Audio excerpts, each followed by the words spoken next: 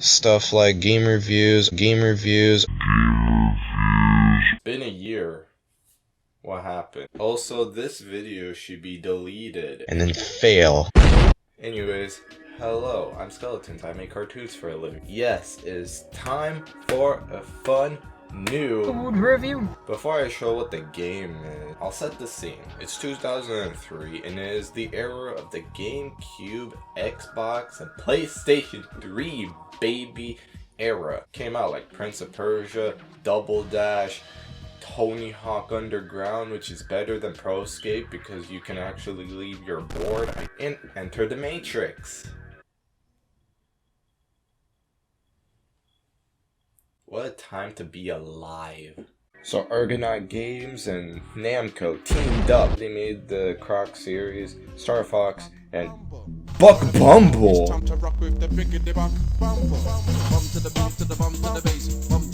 Oh hell yeah, what are we gonna review?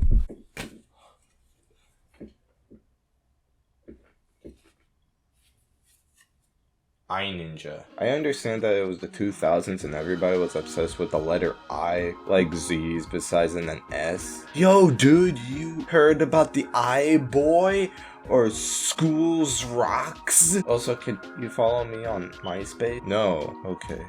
You sucks. Anyways, the game starts out with an FMV cutscene and it presents the story of the ninja named Ninja, creative naming, and saving his sensei. Also T-posing. We get the first minute of it. It just makes you seem so lazy when you just make a T-pose like that. Anyways, the ninja grabs what's called the Rage Stone and accidentally killed his sensei by accident.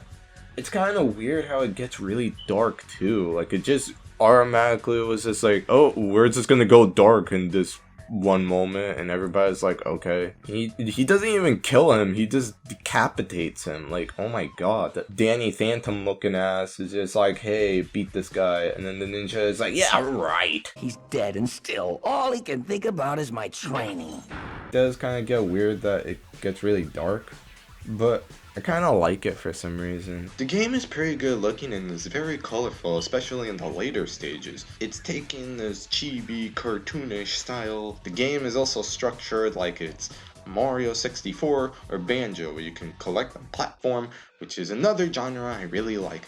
I realize that I'm saying I a lot, so there's a counter. Makes sense considering we are reviewing Ninja. Anyways, the controls are pretty well made, they control very smooth, and you can make precise platforming. It does feel a little bit heavy though, but honestly it fits in, and it doesn't distract from the game. The platforming is really fun, and I love how the developers thought of these ideas and said, screw it, we're doing everything. And oddly, it works. You can perform a swing on a hook, you can run on the ramp in high speeds, run on a wall, use your sword as a propeller, I don't know how that even works, and you can slice enemies in half. Like, okay, that's gross, but goddamn, it's satisfying. But we can also talk about how much it borrows from a lot of games, like grind rail sections, yeah, the propeller, yeah, literally going monkey ball mode. Yeah. Is that even you, dude? Why did you count it? That didn't make any sense. No, screw you. I don't even like you, counter. Actually pretty catchy. It's more of like a nice little jingle as you play around in the game. In Robot Beach, it actually fits in very well with the robotic theme. It has those little beeps and boops that I like. Very calming as I played this game about slicing enemies in half. Thank you, Argonaut Games. Very cool. And after you beat the main goal, you collect other little grades too, such as being the clock or finding the red coinage, which is just time trials and red coins. Why do you change the name? I don't know. It's kind of like calling stages as zones with Sonic. I don't. Going back to what I said before, there's these little sections where you control as a ball, and it's really weird.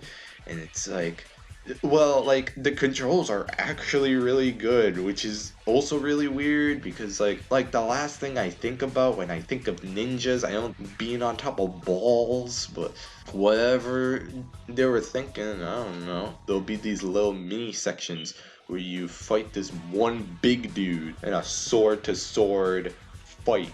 And it's not those like boring ass like lightsaber duels or whatever.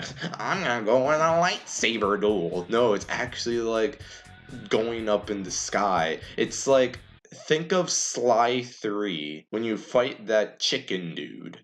I just convinced a lot of people. There is also a problem with the enemies. I don't like combat and platformers. I mean, that's why they're called platformers, is because I want to platform and not fight enemies. There'll be like goals where you have to like fight this many of enemies, but you'll always like it just becomes very repetitive and you keep going over and over and you keep pressing the same damn button. Like there is no strategy in it, you're just spamming the button. It gets boring. And I mean, it gets really boring really quick. The platforming should always come first, then the combat. The combat is always secondary. That's why when Mario jumps on an enemy, he doesn't have to take out his fist and punch the guy randomly, because that's not the focus of the game. The focus of the game is platforming, going one place to another, not fighting this one dude. That's for fighting games. If I want to do that, I play Mortal Kombat. Okay, rant is over. There's these boss fights where they're vehicle sections. They're pretty fun actually. There's this one where you're like in the beginning of the game, you have this like huge robot dude and you come up and you like fight this gnome dude and you punch him in the face, and it's so much fun. It's great. Also, this fish dude sucks balls. I guess I'll just put like a spoiler alert here.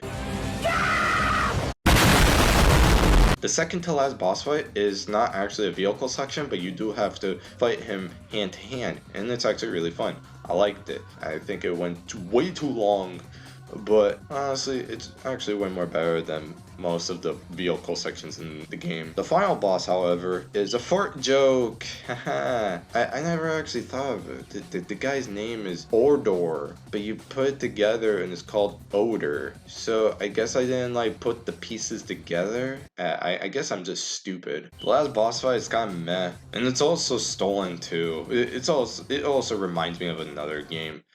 Yeah, shut up. And god damn it, I just found the best boss for Nitrorad. You're welcome, Nitrorad. But I know that they love their poop and pee quite a bit. You got us there. The ending did leave a cliffhanger, which could have been a continuation of the second game, but because of Argonaut Games got defunct, they're not going to be able to make a second one. Yeah, it's kind of sad. Also, did I even told you that you can go on a shuriken and you kill bitches? Oh my god. Also, I noticed that like enemies are actually samurais. Now, I'm not gonna go in full on detail of why I think that's really cool. Let's just say that the moral enemy of a samurai is a ninja. That's pretty freaking cool. If you want to like collect as many grades as possible and you want to upgrade your sword, yo, the sword designs in this game, yo, it looks sick. You also actually like level up in belts too. Like you level up to red to a black belt. So you're probably wondering, hey Skeletons, why are you reviewing this game? Well, good question. I did this because Nitrorad didn't even make the video yet. So now if he makes a video about this game, you go to the comment section and you say you stole it from me. You think he's a donkey, he's a donkey copycat. No, I'm a donkey copycat. Wait, what? Yeah, it was okay. I enjoyed it. Anyways, thank you for watching the video. I hope you actually did enjoy the video. If you did like the video, I don't know, do whatever the heck you want. Do whatever the flip you wanted. I know I said that I wanted to do a review a year ago, and I never did. As always, stay dead.